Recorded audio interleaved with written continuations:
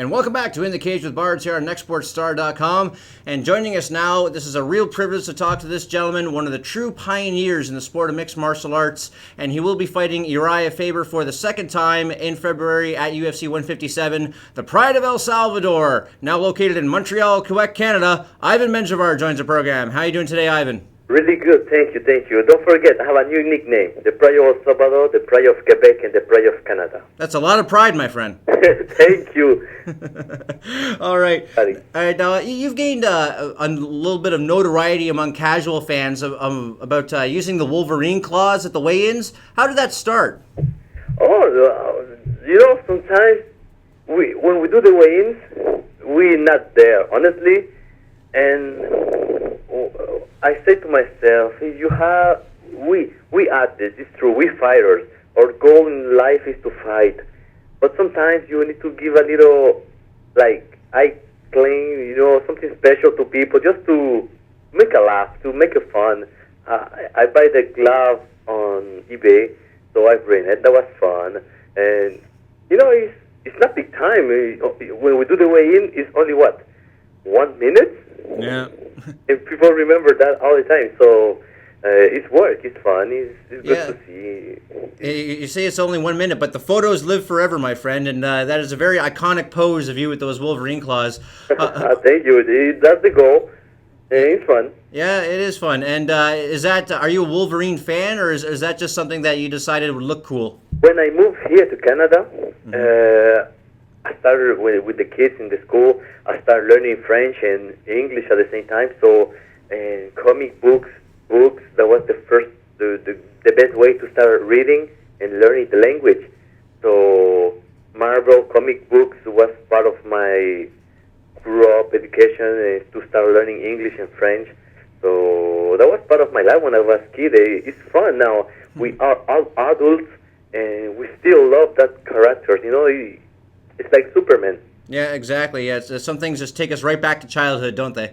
Yes, that's good. So it's part of us. It's part of our culture, like Tortue Ninjas and G.I. Joe. I grew up watching that kind of TV shows. So, and same, if I do martial art now, it's because I try to do like the ninjas, the Tortue Ninjas before fighting, and the movies. That's one reason why we're doing martial art now. Yeah, you're a real live action hero now, aren't you? Yes, thank you.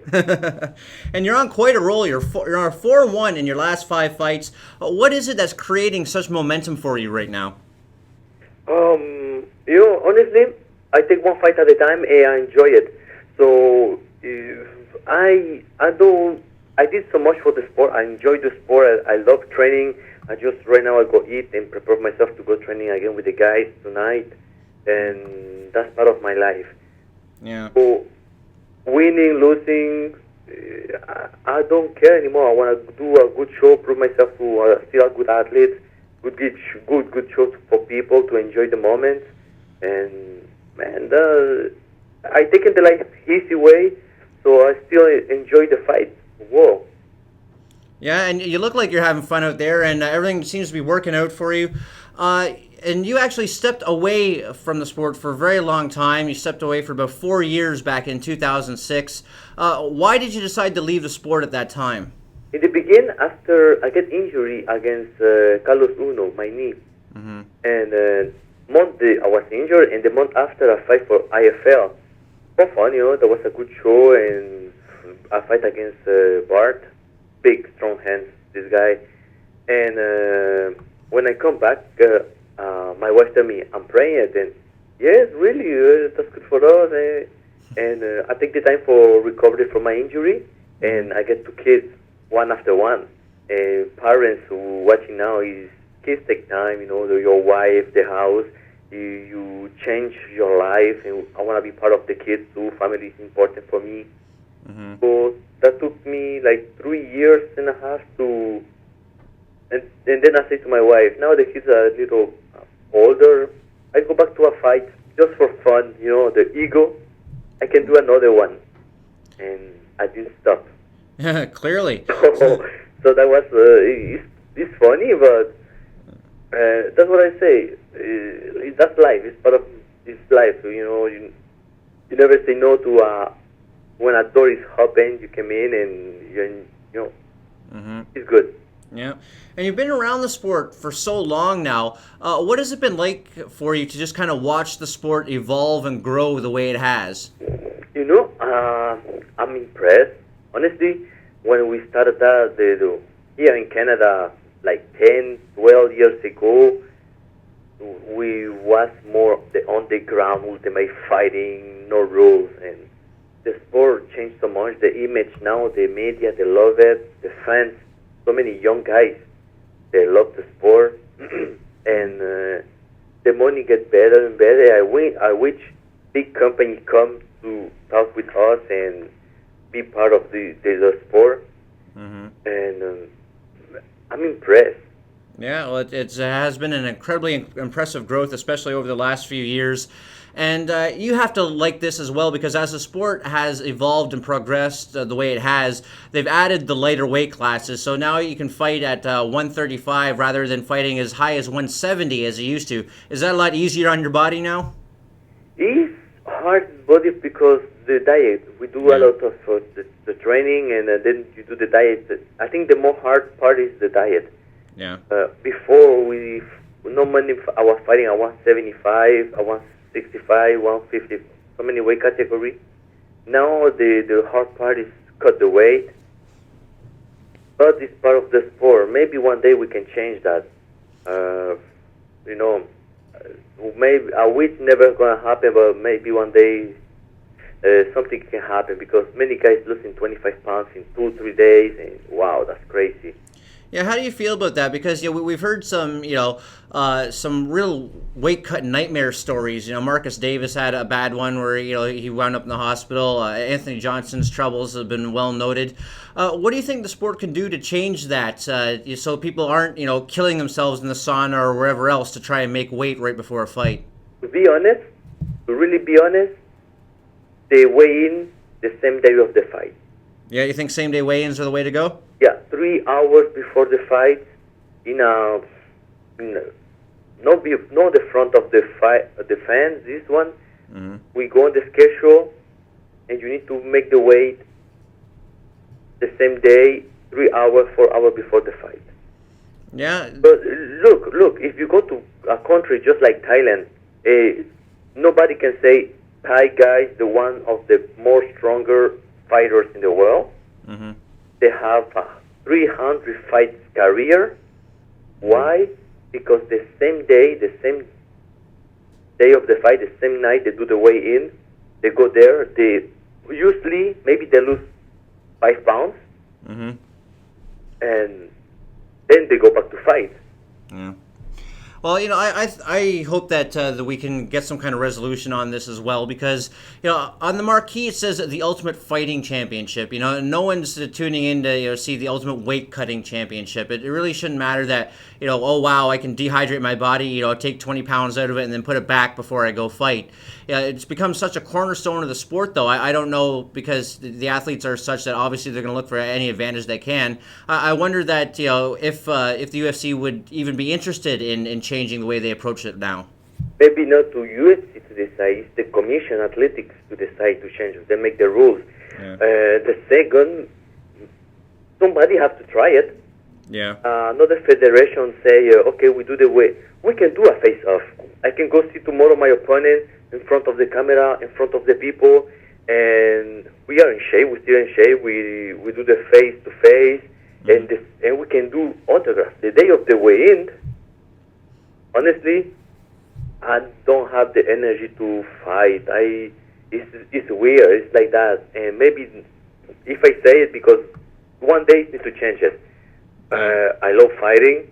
What I do now, I try to be the professional, to do the weight, because I say it in my contract, I need to be that weight that day. Yeah. But if I have a choice, I will fighting. Right now I'm weighing 162. I got 5 pounds to fight at 155.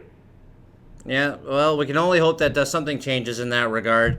One day, maybe. One day, maybe, yeah. But in the interim, you are fighting at bantamweight, and you will be fighting Urijah Faber for the second time. You tangled with him once in the old TKO promotion in Quebec, that fight ending in a DQ. Is a fight against Faber something that you wanted over the course of your career, or is this just something that's happened through circumstance? After the fight we did a long time ago, people and I was fighting another place. He was fighting in another place. And people tell me, "Look, you're supposed to be that guy, and this disqualification." And they say, "You go back to a rematch." I just said to the guys, "What? It's just a fight. So if we go have to fight again, we're gonna do it. Now is the time." So we signed. We have a fight in 2-3 months. So we prepare for that. Yeah, and you were rumored to be fighting Faber back at UFC 149 in Calgary when Dominic Cruz got hurt. Of course, that wound up being Renan Barral. But is that a fight that you wanted at that time? Is that something that you were disappointed didn't happen at that time? That's part of life, I'm not disappointed. So little smile, and I say, next time. And next time it happens. Yeah, some things just kind of work out that way, right? Yes, that's part of life. Yeah. And how do you view Faber as an opponent? Obviously, he's been around the sport a long time as well. How do you feel your skills match up with his? Do you think that he's a better version of what he was, or do you think he's a completely different fighter from the guy you faced those years ago? I think we're different fighter compared to like before. We both changed our style. We both are in shape. We have more experience, and we have the experience of the sport because right now we're not more care, we're not shying about cameras or talking to people. So for that kind, sometimes new guys are scared of being part of when they go for the first time in UFC that this is big. I think we are professionals, so we have the good experience both. Yeah, it's not as if either one of you are going to get octagon jitters prior to the fight, that's for sure. Yes, that's my goal. I want to go there and make a beautiful fight. Win or lose, I don't care, honestly. I want to go there and show to the people I prepare well, my technique is good, and fight, and give the best I can. Yeah. And your last 2 wins have seen you take home submission of the night bonuses. Are you going to be looking to tap out Faber and make it a third one? You have to give me a little arm or little neck to enjoy that. Hey, I just want to say something. I just heard yesterday Dominic, he retired. Yeah, Mark Hominick has decided to hang it up. That's correct. So I want to say, I just sent a message, but I want to say this guy, he did so much for the sport, and he represents Canada everywhere in the world. And we don't have to be shy so bad because he changed his career. We need to be happy because he make a good career, and because of him, many young guys started MMA. Yes. So absolutely. right now, it's a free play, it's a place. So somebody else needs to take that place to the young guys, training hard, and they have to training hard to be the new Mark Hominick too. Yeah, and Mark Hominick deciding to retire. He's only 30 years old. Are you surprised that he decided to retire as young as he did? No, because it's not that easy. The training is hard. The dedication of the sport. Sometimes I try to explain to athletes, man, we have to run, we have to do weight training, we have to do boxing, wrestling, Muay Thai, Jiu-Jitsu, and when I'm talking with soccer players, we only do conditioning and play soccer. We only do boxing, training and boxing.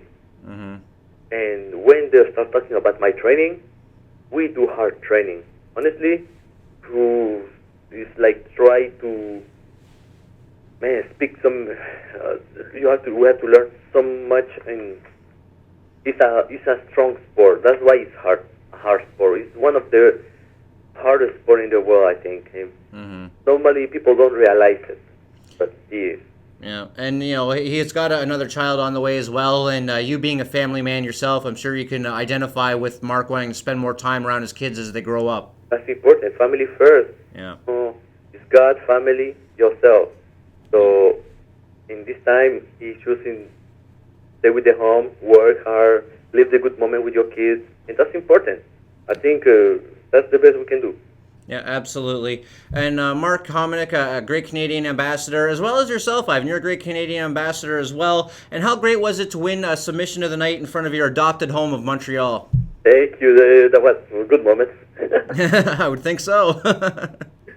Yeah, just what was the feeling? What was going through your mind? When they raised your hand, and having come up through the UCC and TKO, and watching, seeing the packed Bell Center staring back at you, chanting your name and the whole bit. Well, what was that feeling like for you? Just knowing that the sport has come as far as it has, but you still have your Montreal crowd behind you. I don't need to jump to feel the happiness of all everybody at that moment. I was like, just close my eyes, take a good breath, and just enjoy it, just to memorize it and keep it in your heart. That was like, this is fun. I'm proud of me. I'm happy of the moment, and that was a good moment of my life. So I keep it on me, and that was really fun. Excellent. And you fought against some of the best names that the sport has to offer. I mean, GSP, Jeff Kern, Vitor Ribeiro, Matt Serra, Hideo Takoro, Cal Uno. The list just goes on and on and on. Who was the toughest opponent that you ever faced? Oh, all the guys were so hard to fight. All the guys are, I can say it, I cannot say this one's best because all these guys are so different and they're good in what they're doing. I just have to say all the fights I make, I have a little smile for all these guys. Like George, I want to say his determination. He was like ready to fight. Even if he was not good like today, but he was ready to fight. Bard, he punched hard. Oh my God! Remember who else? Tell me a name, and I'm gonna tell you what I remember about his fight. How about Cal Uno? Cal Uno. He hurt me with the kick to the leg because he using shoes, bad idea. But he was like, we make a good fight, we punch each other, and I make him tired after he go to fight against Jesse Galvanque, Easy. Yeah. And Jesse come after, he tell me, thank you, Ivan, to make my job more easy. Somebody else, Ribeiro, he was like a good strong jiu-jitsu guy, and he take me down. I was punch him, and he can finish me, and we punch each other, and it was a good fight. All these guys, their fights, they're amazing, so I really enjoy it. Yeah. Takoro, he take my arm. He was 1 centimeter to finish me, and he give everything. The fight, I give everything. All these, they're good moments for me. Yeah. What about your first fight in the UFC against Matt Serra? What are your memories of that one? With Matt, he was big. I remember at the weigh-in, he was so small, and the day after, boom, so big. Good strength, good jiu-jitsu. I was impressed because I was feeling more faster, and he just tried to I need to keep this guy in the floor. I was close to pass him an armbar, and then he said, no, you can't tap me. I remember he hold the armbar so tight, and he just said, no, you can't tap me. They bought the bell. And it's fun. I just, they're good moments. Absolutely. It's not much a fight. It's just, half an hour of fighting, 35 minutes, 50 minutes, 3 rounds, 5 rounds. Yeah. But they're intense moments, and I just enjoy it. Absolutely, and you've had an incredible career, and it just keeps continuing, and it's great to see you just still at the top of your game the way you are. And you also worked full-time as security at an airport in Montreal. Not anymore. Not anymore, no. Do you want to talk about that a bit? Or why are you no longer there? I heard they laid a bunch of people off. Well, just to say to people, I lost my job a year ago, and I was like a normal guy, wake up at 4 in the morning, start working at 5, finish at 1, be in traffic, go to train, go back home, play with the kids, go back to train, and that was life for me too. I did fight at that time, and it's part of life. I say to the young fighters, I told them, have education, get a job, because fighting is amazing, but you need to have a second option. School is important, so you have fighting is important, is good, but you need a second option. Get a diploma, degree, and make proud your parents with that. Yeah. After that, I have to say, just, oh my God, if you lose your job, don't be scared. So keep doing, keep fighting, keep do something else. Right. Never give up. Never give up. Well said. And when you were security at the airport in Montreal, did you ever have to choke out an unruly traveler? No, my boss gets mad because I give autograph and I take the people, the passengers want to take picture with me. Nice me.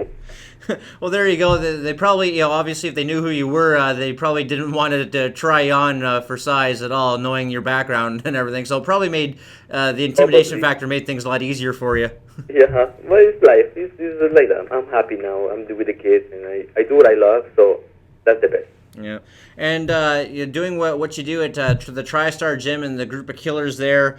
Mike Ricci is going to be fighting on Saturday, another TriStar product. What are your opinions on Ricci as a fighter, and do you think that he has what it takes to make a major impact in the UFC? Ricci, when I met him the first time, like 2-3 years ago, I was training with him. It was so easy to finish him, and in the last 2 years, he became a monster. He's strong, fast, punching hard. Oh my God!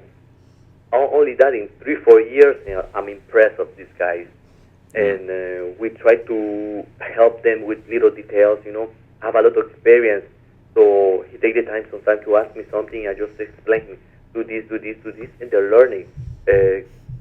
Rory, McDonald do the same.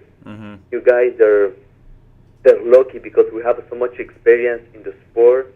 We can share our experience to these guys, and the rest, they learn so fast. They're good athletes. He's the best. And second thing, have to change his nickname. I don't like his nickname. No, why not? The merchant, and then I wait, tell me the comfortable. Yeah, I don't know. He seems at ease with it. Even his Instagram page is Mikey or Alien Boy or something like that. So he seems to have grown into that kind of character. Yeah, for me, you have to have a new nickname. I tell you, for you have to be Mike, the Lady Heartbreaker. Yeah, the Heartbreak Kid, maybe Mike Ricci. Yes. All right. Well, we'll have to bring that up to him, and I think you should do that because he'll punch me. Be the MMA Ladies Heartbreaker. There you go. Well, Ivan, it's been an absolute thrill to speak with you. I have nothing but respect for you and your career, and I'm a huge fan. I'm looking real forward to seeing. Excuse me, I'm so excited. I'm getting tongue-tied. I'm looking really forward to seeing you face off against Urijah Faber again at UFC 157 in February. One last question for you. It's something that we ask everyone that comes on the program. If you had the opportunity, you get to punch one person from any walk of life, right in the face, who would it be? Oh, that's a good question. George Bush. George Bush, senior or junior? Both. Both? I love it. And you know what? I'm sure that'd be a popular opinion among a lot of people. So it's good to see that you're still doing well for the common man, Ivan. Thank you. Have a good day. All right. Take care. Ivan Menjivar here on In the Cage with Bards on Nextsportstar.com. And we'll be back with more MMA action right after this.